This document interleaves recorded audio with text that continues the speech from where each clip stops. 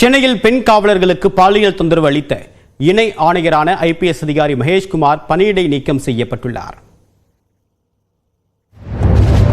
தென்காசியைச் சேர்ந்த மகேஷ்குமார் 1999ஆம் ஆண்டு TNPSC group 1 மூலம் டிஎஸ்பியாக பணிக்கு சேர்ந்தவர். பல்வேறு மாவட்டங்களில் பணியாற்றிய மகேஷ்குமார் அண்மையில் ஐபிஎஸ் அதிகாரியாக அந்தஸ்து உயர்வு பெற்று சென்னை போக்குவரத்து வடக்கு மண்டல இணை ஆணையராக பணியாற்றி வந்தார். இந்நிலையில் போக்குவரத்து காவல் நிலையத்தில் பணியாற்றும் பெண் காவலர் ஒருவர் மகேஷ்குமார் மீது டிஜிபி சங்கர் ஜிவாலிடம் பாலியல் புகாரை முன்வைத்துள்ளார்.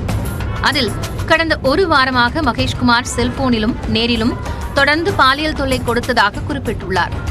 மேலும் இரவு பணி கொடுத்து பாலியல் தொல்லை அளித்ததாகவும் மகேஷ்குமார் கொடுத்த பரிசு பொருட்களையும் பாதிக்கப்பட்ட காவலர் புகார் மனுவுடன் டிஜிபி அலுவலகத்தில் சமர்ப்பித்துள்ளார். இது தொடர்பாக விசாகா கமிட்டி தலைவர் சீமா அகர்வால் நடத்திய விசாரணையில் மகேஷ்குமார் பாலியல் தொல்லை கொடுத்தது உறுதி செய்யப்பட்டதாக கூறப்படுகிறது.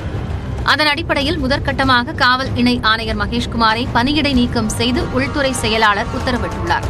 இந்நிலையில் மற்றொரு பெண் காவலரும் மகேஷ்குமார் மீது பாலியல் புகார் அளித்திருப்பதாக தகவல் வெளியாகியுள்ளது. பாதிக்கப்பட்ட காவலர்களிடம் தனித்தனியாக விசாரணை நடத்தி மகேஷ்குமார் மீது அடுத்த கட்ட நடவடிக்கை மேற்கொள்ளப்படும் என தெரிகிறது.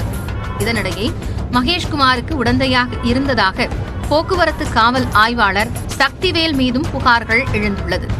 தற்போது மாதவரத்தில் பணியாற்றி வரும் சக்திவேல் மீது 40ற்கும் மேற்பட்ட புகார்கள் உள்ள நிலையில் அவைகளை மேலதிகாரிகளுக்கு அனுப்பாமல் இணை ஆணையர் மகேஷ்குமார் மறைத்ததாக கூறப்படுகிறது. இந்த சூழ்நிலையில் சக்திவேல் மீதும் துறை ரீதியாக விசாரணை நடத்தப்பட்டு வருவதாக அதிகாரிகள் தெரிவித்தனர்.